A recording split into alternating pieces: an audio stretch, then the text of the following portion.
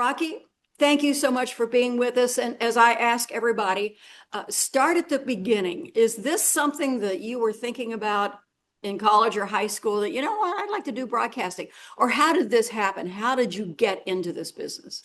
Gotcha. Well, first, again, Betsy, thank you for having me. And if you guys don't know, Betsy Ross is a Cincinnati legend. Okay, growing up, and when it came to sports and who does a great job, it was Betsy Ross. You guys are very lucky to have her as a teacher. Well, Clearly, thank you. I'm sucking up to you guys today. I wore my Notre Dame shirt, so she can be kind to me. No, but it's an honor to be with you guys here, and again, especially to talk to a group of domers here is very cool. Yeah, I guess my entry into the business was um it's kind of like Betsy said. I knew I played obviously played at Notre Dame, was captain there, went on was drafted in the NFL, played 8 years there. So I'm like 30 years old and my NFL time is coming to an end. And yeah, I'm thinking, how do I continue this sports world? I love it so much. I know so much about it, and I love it. I love being around sports and players and coaches and all that. So, to me, it was kind of the logical thing to say, how can I get involved into the media business? I had always, I can't say that I ever dreamed about it in high school or even college. I think it was probably later in my NFL career, like years, 6, 7, 8, something like that, when you see you know the 18th green coming up here, you start to think about what you want to do next. And for me, I tried a bunch of things, but one of the things I really wanted to do was get into the media. And just real quick, my entry was I don't know if I would say unique at all, but it was tough. Like, I'd had a pretty nice resume. Again, a Notre Dame grad, 8 years in the NFL, Super Bowl champ, the whole thing. But I kind of had to really start at ground level. I did everything I could to break into the business. Early on, I'd go locally, Betsy, at Channel 12, Channel 9. I remember someone finally gave me, just to shut me up, they gave me like a halftime or a post-game Bengals show that we did down at Channel 12. And then eventually I got in. I did the Friday Night Blitz. Betsy is very familiar with that. A big high school show here in Cincinnati on Friday nights, highlighting high school football. Did that. Called my high school's games on public access. So I worked the first 2 years in this business. I didn't make one single cent.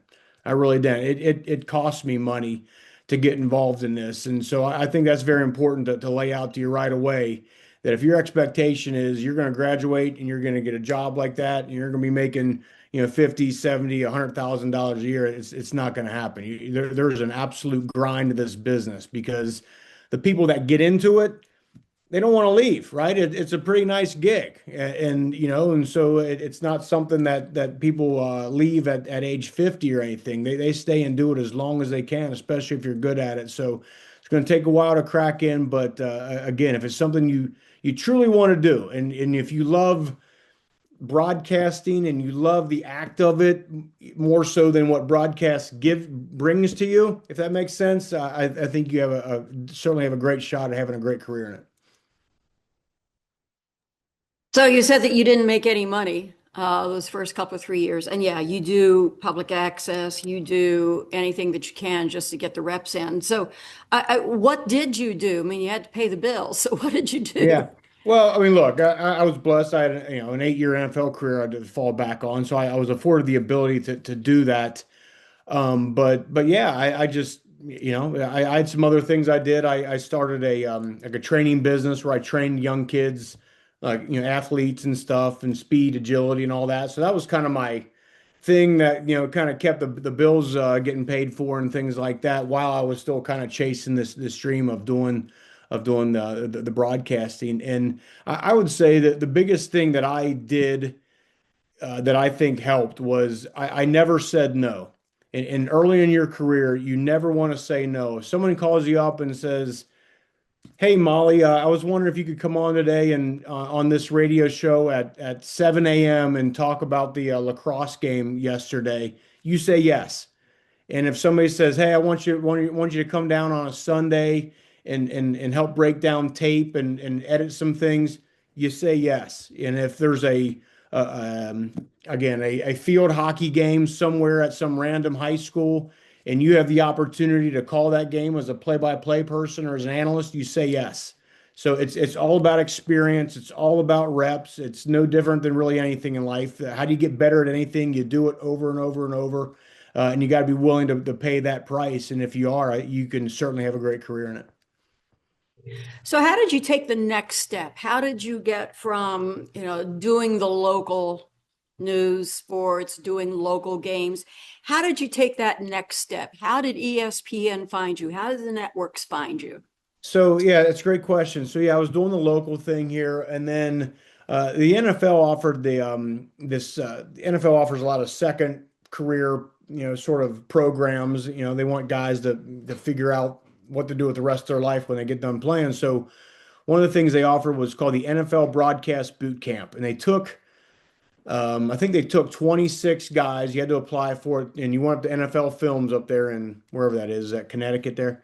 And it was like a whole week long thing, and you learned the entire week. You learned field reporting, you learned sidelines, you learned being an analyst, you learned being a play-by-play, you learned interview techniques, you learned, the desk job, all the things you do in broadcasting. And at the end of that week, they selected one person to go over to London and work for Sky Network for a weekend, doing like their studio show. Sky is like the ESPN of Great Britain, and I got selected. So, that was kind of my major kind of Kickstarter because it was something, as I said, I was doing this for a couple years, couldn't really crack into much, and along the line, I say maybe I don't know if this is for me. I'm gonna keep working hard at it, but I don't know. Maybe, but something always kept bringing me back, right? Some always, kind of follow the signs, right? God kind of puts you where you're supposed to be. So I went to that, did that, and then I went over there, did a weekend's worth of studio stuff, came back, and I'll never forget this. This is a funny story. So I get back, and again, at that point, I've been calling St. X high school games on public access, right? And a phone rings and it's a British voice and says, "Hey, this is Simon Cross. I work for the BBC 5 Live Radio. We saw what you did with Sky. How would you like to call the Chiefs Packers game this weekend?" And I go, "You mean the NFL?" And he's like, "Yeah, the NFL. Like the Chiefs are at the Packers this week." And I was like, "Yes, right." So that kind of got me going. I did that. I wound up actually calling another game for them. Called the Super Bowl for BBC 5 Live. I've called 5 Super Bowls for BBC. And then once that kind of happened, then here back in America, ESPN kind of noticed some things. I started doing some things for Westwood One. Again, with the theme being never say no. Like you take advantage of every single opportunity that comes your way. So that was kind of my foray into that. I called my first game with ESPN in 2012, and hopefully a tape doesn't exist of it because I was absolutely terrible. But I got to start at the ground level. I think I called Ball State versus Illinois State. Okay, it was my first game in Muncie, Indiana. And I got to kind of work up my way up through the ranks. I didn't get like I didn't like Tony Romo goes from he retires, he goes on to the biggest gig. And I think that's a blessing and a curse. You always want the big job, but if you're not ready for the big job, you've seen some guys like Jason Witten. He was a great player and I'm sure could have been great at being an analyst, but he got the big job too quick. And it's hard for you to learn and get better at something when you got all these eyeballs on you and it's kind of a big deal. It's better off to, again, call some high school games and some low level college games and screw up and learn and get taught a little bit. So that was kind of my foray into that. Started with ESPN in 2012, and I guess just finished up my like, well, I guess my first real year. I call it like 2 games for them that year. My first real season of having a full season was 2014 with ESPN. Yeah, good. So you've been with them 10 plus years. Good for that. Yeah. Walk us through your preparations for a game. I think that, and the one thing that we have talked about quite often in this class is you go in with much more prep than you will ever say that you will ever get to during a broadcast, but you do it anyway because you never know. Yep. So walk us through your prep. You did a lot of bowl games this season. So, Yep. you're assigned such and such bowl game. So walk us through when you start your preparation, how you do it, who you talk to, the notes you take, things like that. Okay, good. And let me grab some I'm going to show you here real quick that'll help with that. Hold on a second. I should have asked him if Ball State won that game. They did. They did. Pete Lembo was Yay! the head coach. How about that? He's at Oh, there Buffalo you now. go. He's doing a good job. Yeah, chirp So I'm going to chirp. show you something here in a second, but Betsy asked about my preparation, and that is the key to everything. That is my philosophy for life. Prepare, and one day your chance will come. I do a game on a Saturday, fly back in Sunday. I got to watch the Bengals game, do some stuff, but then my preparation for that next week's Saturday college game starts on Monday. Monday morning, up early, and the first thing you got to do is kind of get a general idea of the two teams that you have, right? There's 134 college teams, Division One, I think, so that's a lot. I wish I could say I knew everything about all of them, but I don't. It's not like I have just the ACC or the Big Ten or anything like that. So um, I find the two teams I got, and I'll just kind of read some articles. How did the game go? Did they win? Did they lose? Was it an upset? Who played good? Who didn't? You kind of you start to get an idea of some names. If you happen to get a school where maybe you don't know who the quarterback is, or you don't know who the top wide receiver or running back is, start to get an idea of some names. And then what I'll do is, and technology is wonderful. Like, YouTube will usually have condensed versions of television games where you can, instead of it taking 4 hours, you can blow through it in, an hour and a half or 2 hours kind of thing. So I'll watch back the last week's game of one of the teams, watch back last week's game of the other team.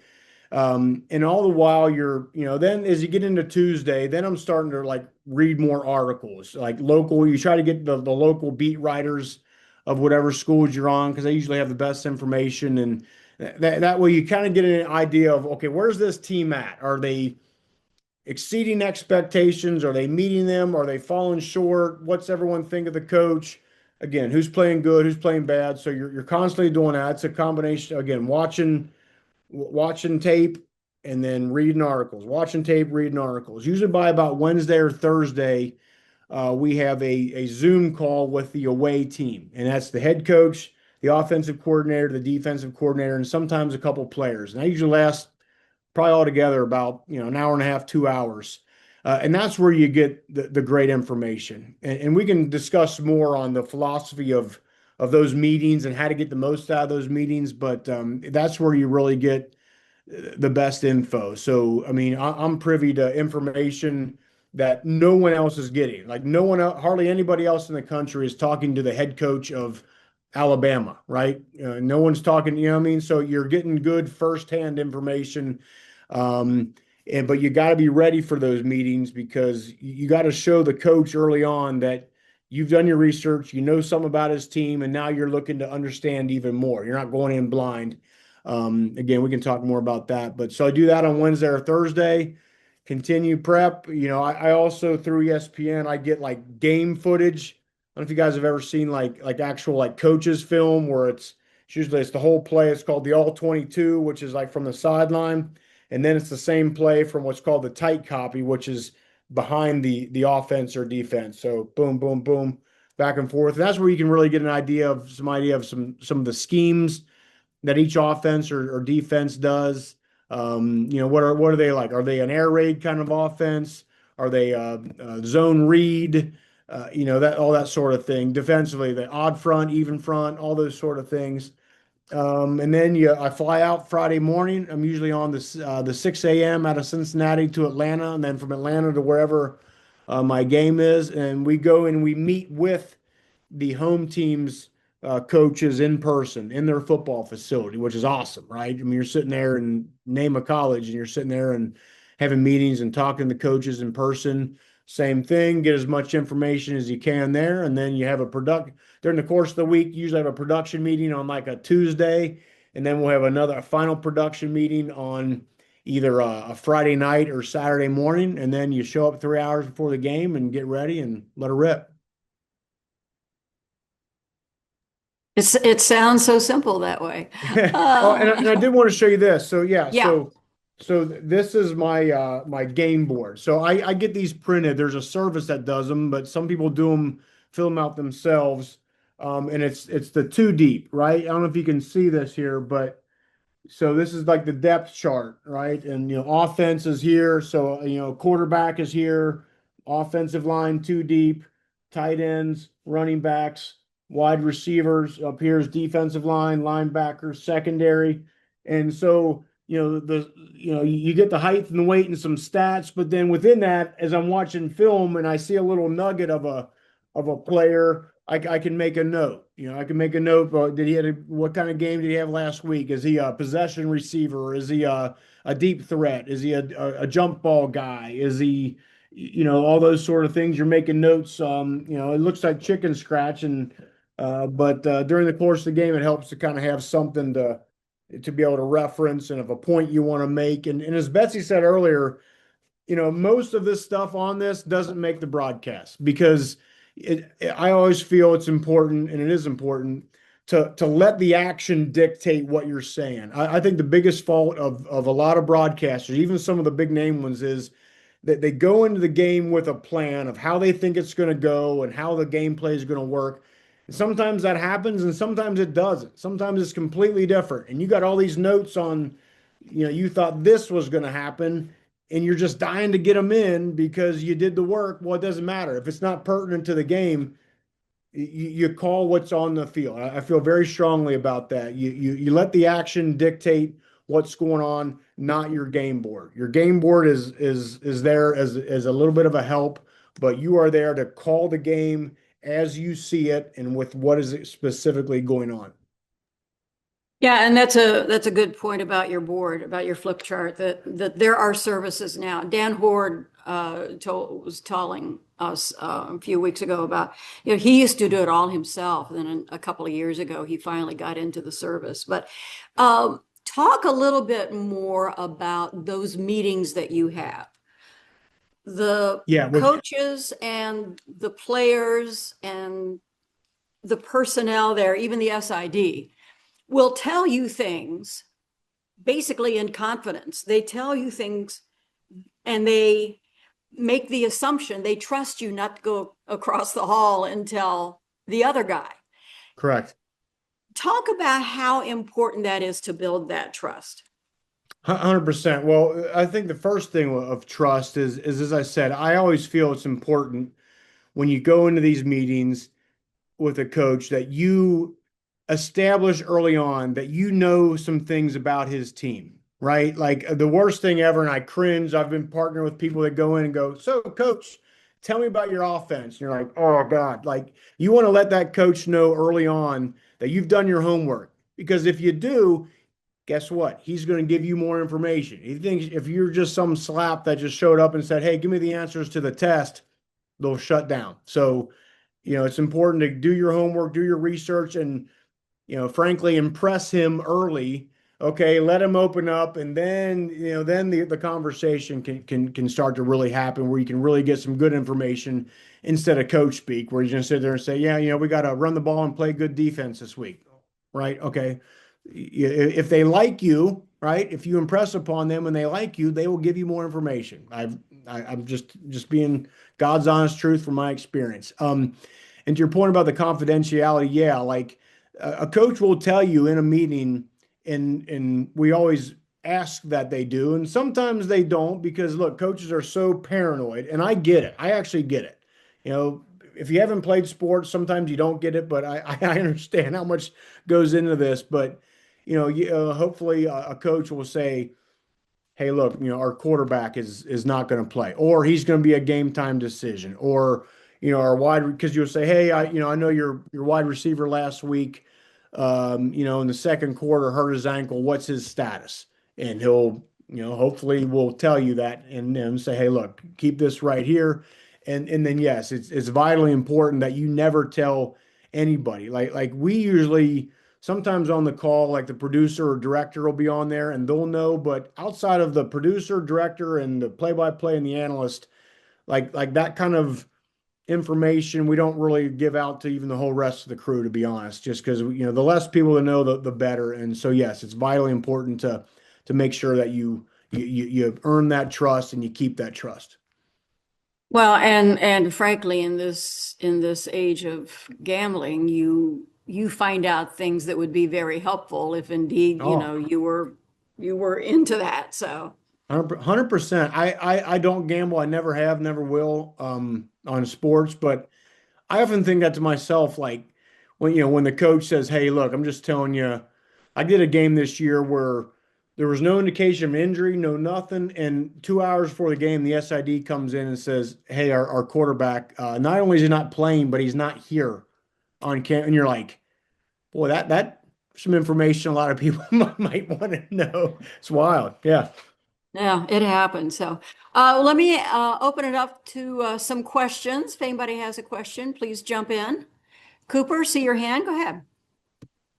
Rocky, thanks for joining us today. So my question, you talked about some of those first broadcasts that you did, that you it took a while to find your voice. So can you talk about when it comes to receiving feedback, like how you take that, especially we often get, like I said to some other guests, like very protective of how we do things. So how do you take that feedback? Well, that's a great question, and I know there's a lot of athletes in this on this call right now, so you'll know, like when it comes to watching film and your coach talking to you, you're kind of used to getting constructive criticism, and that's important. It's important to be open to that. Yeah, no one wants to watch a clip over and over of them totally sucking, right? You don't want to, but you got to think about the bigger picture and how is this going to help me? And we do. We don't do it enough, to be honest, but a couple of times a year we'll get on with our boss and we'll kind of watch a quarter of a game or something. And, but it is good. And sometimes, again, I've been doing this for, 12 years, but even some basic stuff can kind of get away from you a little bit. So you watch it back and kind of, okay, yeah, I remember I got to make sure I talk forward here and I don't, those kind of reminders. So yeah, it's important and also ask, if there's someone around you, someone like it's a producer, it's a director, or just anybody, say, how did I do here? Watch 10 minutes of this game and tell me what I can do better. Because that's all that matters. It's all about, getting better and having that opportunity. And you can't get better if you don't screw up in the first place. So, subjecting yourself to that, the pain of that is what ultimately is going to help you. It's very important. Thank you. Anybody else with a question? Yeah, Rocky, thanks so much for the time. My name is Chris. I'm in the library, so I'm trying to keep it quiet. But Good. I just have a question about what you like with a play-by-play guy. I mean, what are the attributes you're looking for when you're working color? That's a great question, and it's important also to understand the difference between the play-by-play and the analyst. To break it down as simply as possible, the play-by-play guy tells you what's happening. The analyst tells you why it's happening. Okay, and I also I didn't write on I got another sheet, and I always write real big on the sheet why with a question mark to kind of remind myself that's my job as an analyst is to tell you.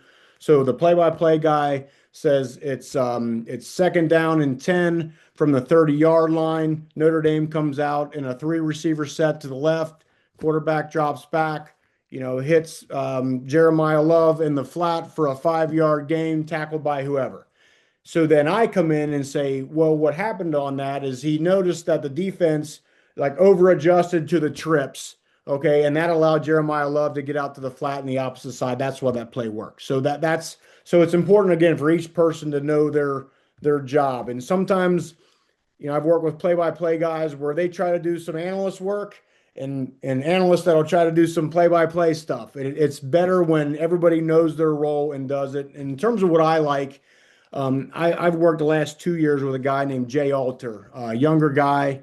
I think he's brilliant. I think he's super talented, from Syracuse, the whole deal. He's been working in calling games for a while, even though he's young. And I always, we got a good relationship because again, he kind of manages the game of what's happening, but he will also, tee me up to allow me to look smart. right? Like, hey, so Rocky, like, why on that defense there, why did they blitz the nickel, right? And that's you don't want to do it too much because it can be kind of a little bit hokey, but if you're a play-by-play guy, every once in a while can set you up to explain a little bit of football in a way that everyone can understand. I always think that that's very valuable. And then from my perspective, I know there's things, stories and some things he wants to get in, and I can say, hey, the linebacker had a great catch. And Jay, man, you talked to him this week, and he talked about this and that. So it's a total partnership.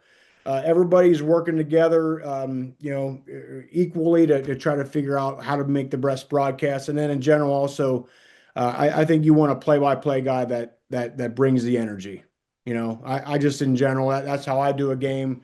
That's how Jay does a game, and I always think if the folks calling the game are having fun or are having high energy, then the viewer will have fun as well. Thank you very much. Yep. Thank you. That brings up a point when you call a game, Rocky, do you stand or sit? Stand every time. Yeah. Just I feel it helps me not, a college game lasts over, 3.5 hours sometimes. So you can kind of start to do this in your chair a little bit, and then your voice doesn't inflect. So yeah, it keeps my energy up, and I'm pumping the coffee and doing all the stuff. But yeah, standing, that's a great question. And look, everybody's different. Like you got to find out what works for you. I think Yeah. the most important thing is to be genuine. You know what I mean? Like if you got to be who you are, and doesn't mean you want to. Okay, I like this play-by-play guy. I'll try to do a little bit of what he does. I'll try a little bit, but at the end of the day, do what you are, and don't try to be somebody different. Yeah. Yeah, absolutely. Any other question? I have a quick one. Rocky, thank you for coming on. A question I have is early on when you started breaking into the industry, my overall theme is confidence. So when you had those times of you're struggling or you didn't like the clips that you were putting out, how did you gain that confidence back up?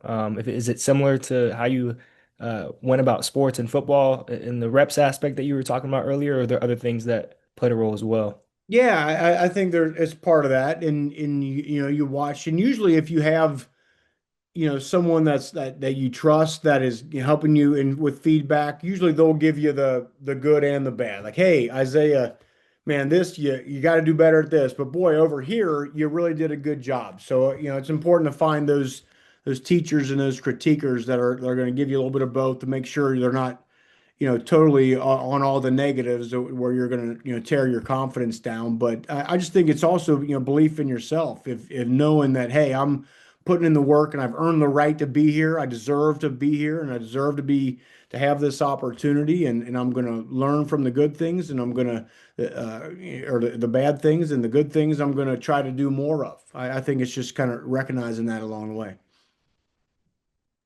Thank you. Mhm. And Isaiah is our football player, and he is getting all kinds of experience. He does podcasts, he does interviews. He's getting a lot of experience right here on campus. So.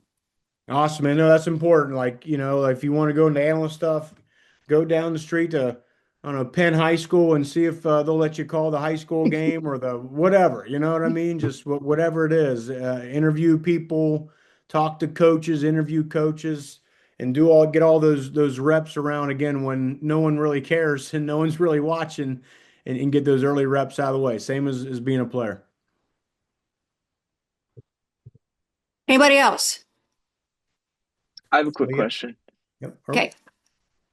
First off, thank you for joining us today. But you kind of mentioned your time abroad. I was just kind of wondering if there were any stark contrasts to how broadcasting's done abroad versus in the States.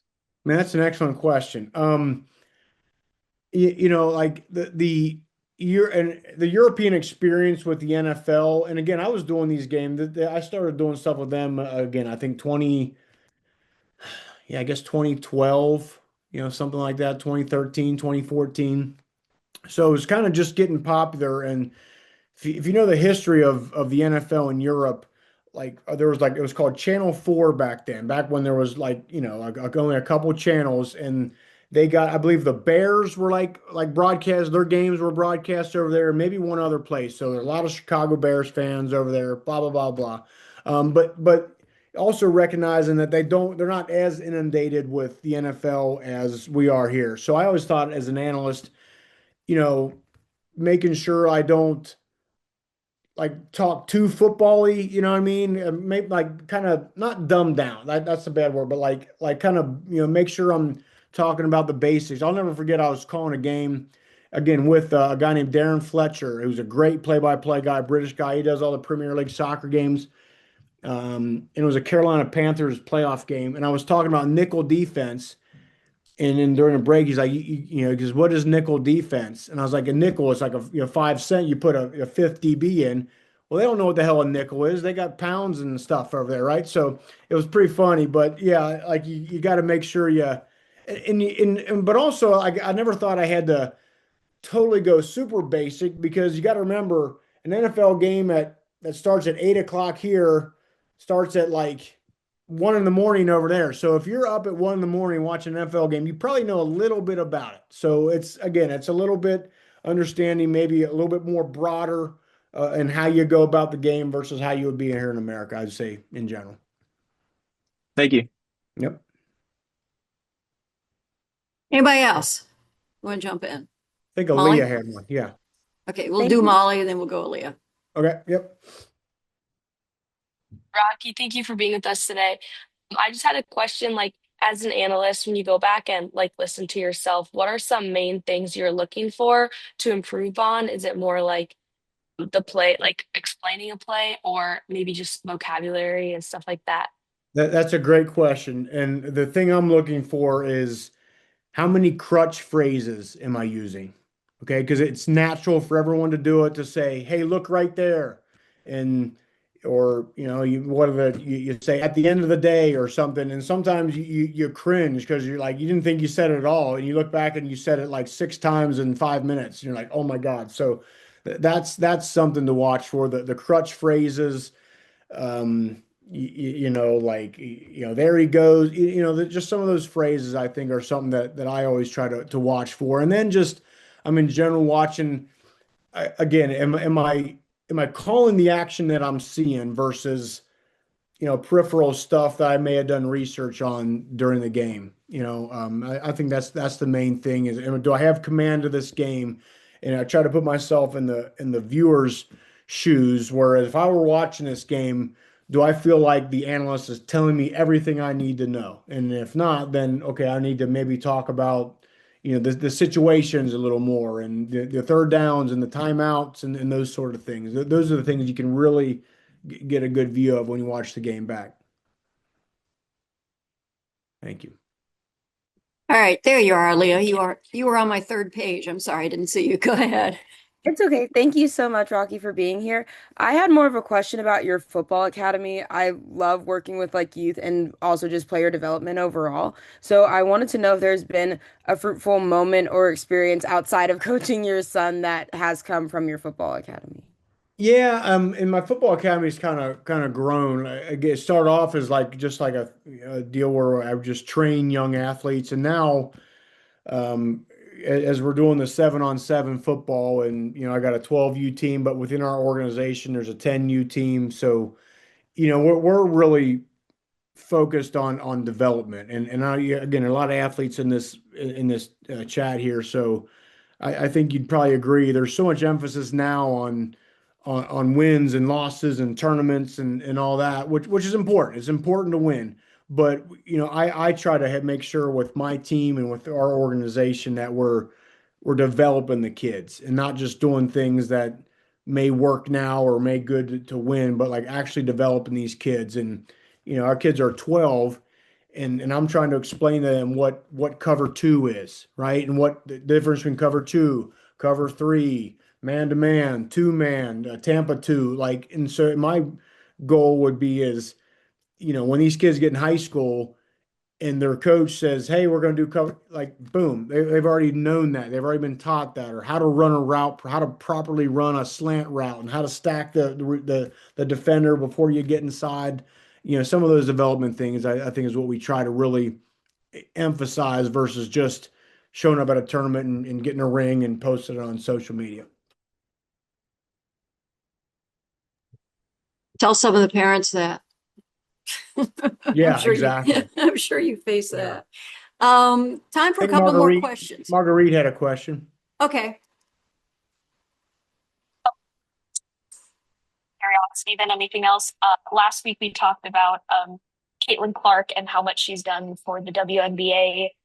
I was wondering if you've seen anything that has specifically grown the NFL abroad in the UK and Europe, just through your time in games abroad. Like, Yeah, I was in a good question. I would just say in general, like just the overall interest itself has really grown versus just I would say early on, I felt like, like some of the big name players, like, they knew who Cam Newton was and they knew who Peyton Manning was and who Tom Brady was. But now I feel like they're understanding more of, some of the other players that are involved in more of the teams than just the absolute superstar. Now, it's still a star-driven sport. It is here in America, but I would say that's where the growth that I've seen is I feel like that, and I think just the knowledge of the game. I think the average person who now has been really watching the NFL for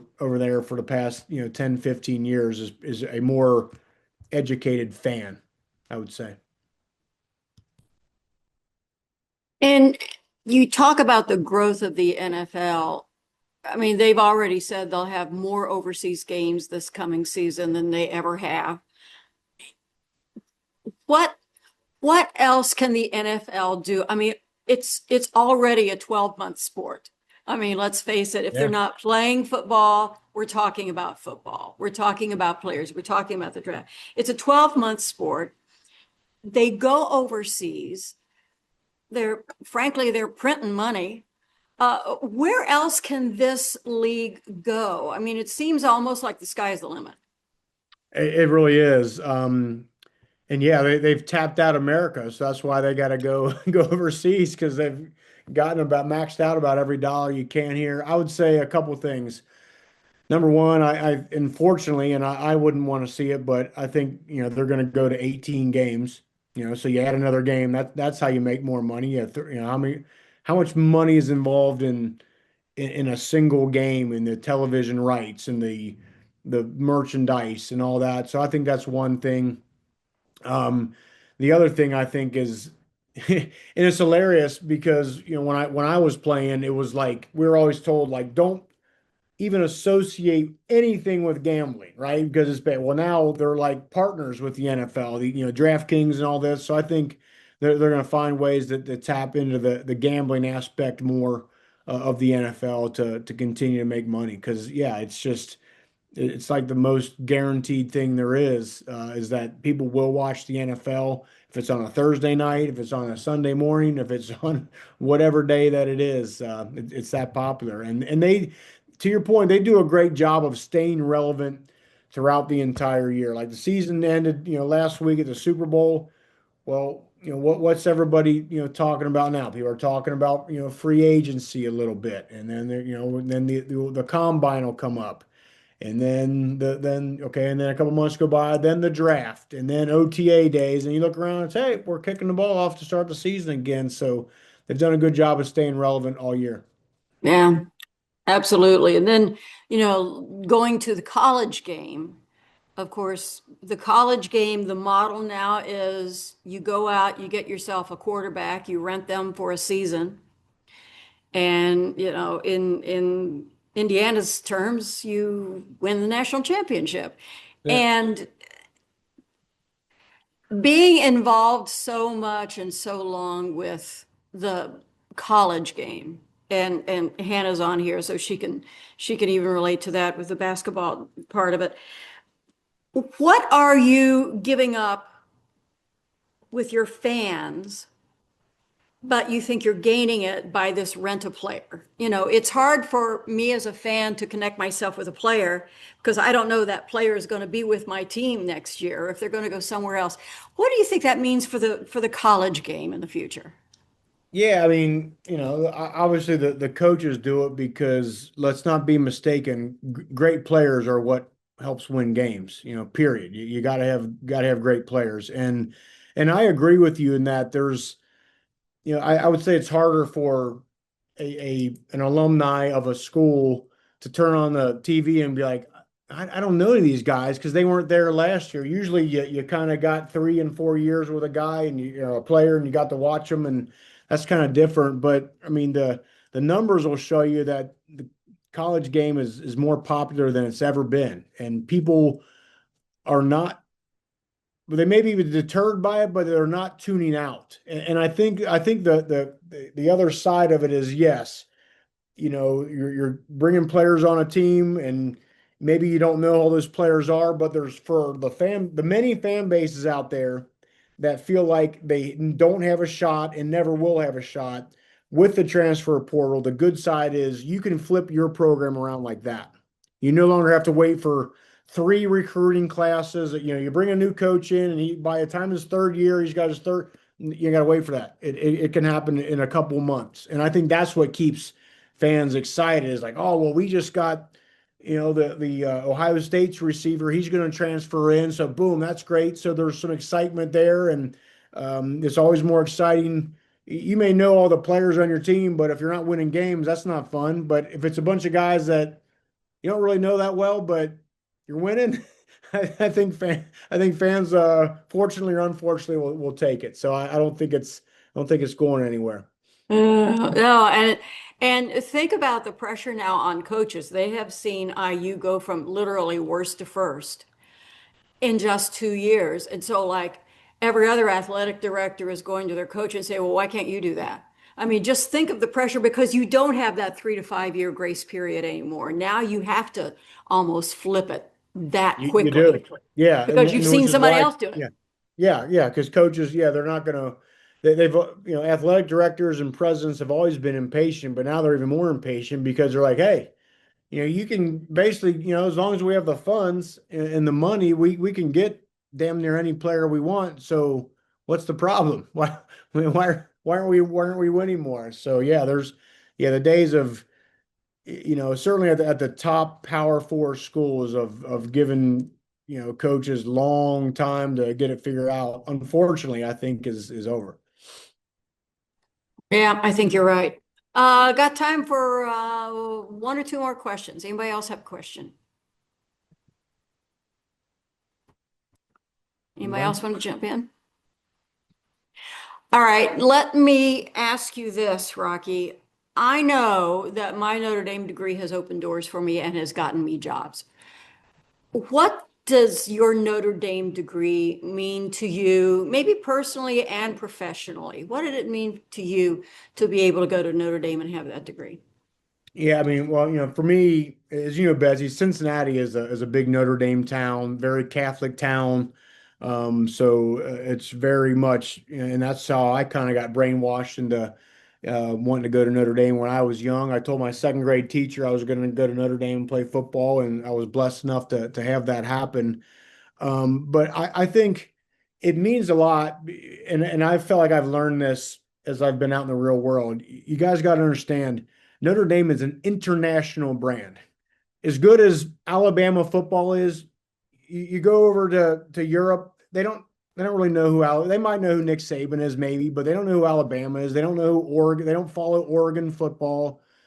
And nothing against these schools. I'm just telling you that Notre Dame is an international brand. You go other places in the world and they know who Notre Dame is. They've heard the stories. They understand the mystique. They know the Golden Dome and all that. So it's a people can hate on it all they want, but man, we're here, so let's take advantage of it, right? Like it's a wonderful thing, and both overseas and here in America with the caliber of school that it is there's so many people in high places that you look into their background, guess what? They went to Notre Dame or they went to law school at Notre Dame or they did grad school there. I mean, even here in Cincinnati, there's, you know, I'm always kind of even surprised at the amount of, again, I'm talking people in high places that you meet that went to Notre Dame. So it's a tremendous advantage.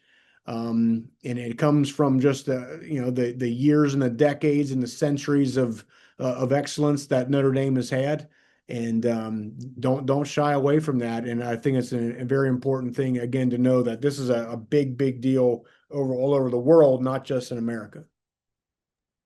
And never be afraid or hesitant, as we kind of talked about last week with Debbie Antonelli. Never hesitate to ask for advice or help, especially when you have this Notre Dame network. Yes. You have people who have jobs that you want, and they have that Notre Dame connection and they want to help you. So, don't hesitate. Follow up with them, ask questions because they want you to succeed. They want you to succeed not just because you're a domer, but because you've put in the work and you've done the research and this is what you want. So never hesitate to ask for any help. I had one student of mine. She got her graduate degree somewhere else, and she said, I'm hesitant to go back to my alma mater and ask for help because they think I'm afraid they will think that I'm a failure. Wow. And that never crossed my mind. But she thought if she went back to ask her department head or her dean or her counselors for help, that they would think that she was a failure. And I go, no, no, no, no, no, no. They want you to succeed. They want to help. So, please don't ever think that, you're imposing or that they will think ill of you. They want you to succeed and they will help you. So. You're right. And I think, look, there's some people in the business, just like anything, that aren't going to want to help you. But the people, a lot of the people in my experience that have really made it, they're happy to pay it forward. That's what it's all about. I mean, rather than pay someone back in life, you pay it forward. It's to some small degree. It's why I was so fired up to come and talk to you guys today. You know what I mean? Just to share some of my stories and my ups and downs with it. But yeah, there's people that are willing to help out there. You just got to find out who they are. You got to be proactive. They're not going to come to you, okay, and say, "Hey, Molly, how can I?" No, you got to reach out to them, and those people will feel honored. Betsy, you know who Solomon Wilcots is, right? Of course, great broadcaster of the NFL for a long time, former Bengal. That was one of the things I did early on. Is I reached out to him. I'd never met him in my entire life, but I reached out with him, scheduled a coffee with him because I knew he had kind of made it in the business, and it was fantastic. And I developed a relationship with him and got some advice from him early on, and it was fantastic. But you got to be proactive about it. Folks want to help you, but they're not going to just come to you and ask for it. You got to go to them, and generally after that, they'll be very willing to do what they can for you. Yeah, that's very true. Solly was an intern with us at Channel 5 while he was still playing. He was an intern. I always said he was the only intern that we had that drove in and had a brand new Corvette sitting in the parking lot. That's it. But yeah, I mean, he didn't have to be an intern at Channel 5, but he would come in on Saturday mornings. He would take the Friday night script from the sports, rewrite it, and get on the set and practice. And he didn't have to do that, but he did, just again to get the reps in. Yeah. Yeah. So he could do what he's doing. So, all right, in the few minutes that we have, you have given us some good advice already. And as we wrap it up, just kind of put it together in 2 or 3 points. What kind of advice do you give the students who want to continue in their sport or continue in sports in some form of broadcast, in some form of media? You can't even say broadcast anymore. It's just media. What kind of advice do you give them? And I said this at the beginning, but it's true. Just go get your hands dirty. Like go get involved. Experience is everything, and there's important to learn things in a classroom to get the base of some things you need. But after that, if you want to, you want to be get a TV job, go do the worst, smallest TV company and go volunteer and ask if you can help, because that's where the real experience is going to come from. If you want to be a play-by-play guy, go to a local high school or go to Notre Dame and some obscure sport. Hey, can I do play-by-play for it? Even if no one sees it, but if it's a setup and you can film yourself doing it, sit in your room and during a football game and turn the volume down and you lay out the play-by-play things yourself. It's just I can't emphasize it enough. This world is not going to just just lay it out for you and you walk in and you start to do it. You got to be proactive and you got to sharpen your skills. And the best way to sharpen them is to go get your hands dirty and get involved and call things and do things and be willing to do it for no pay, and eventually it'll happen for you. Yep, that it will. Don't get discouraged. And it's That's easy it. sometimes. As you have heard from some of our other speakers, it's easy to get discouraged, but don't do it and keep at it. If you love it, it'll work out. It really will. So, Rocky, I can't thank you enough for your time today. Thank you so much. I appreciate your time and great advice. And I think that it's something just because you walked in their shoes. You were a student Yes. athlete here. You know the drill. You know how hard it can be to balance everything. And so, your advice is just immeasurable to give to our students. So I thank you for your time and I appreciate it. Well, I appreciate it. Guys, is it colder than hell up there right now, I imagine? Probably, right. I've been through February's at Notre Dame for yeah, that's no fun. But no, it's been a pleasure talking to you guys. And again, Betsy is the living legend. So you guys are very fortunate to have her. Anything I can do in the future, any advice, or if you want to talk to me offline off of this or something, I'm happy to do that. So just give my information and we'll go from there. But guys, best of luck with everything, and really appreciate the opportunity to talk to you guys today. Thanks, Rocky. Appreciate it. And Yep, I we'll will see see ya. everybody in class Yep, go on Irish. Monday. Go Thank you. Irish. Thanks. Bye-bye. Thank Thank you. Thank you, you. Rocky.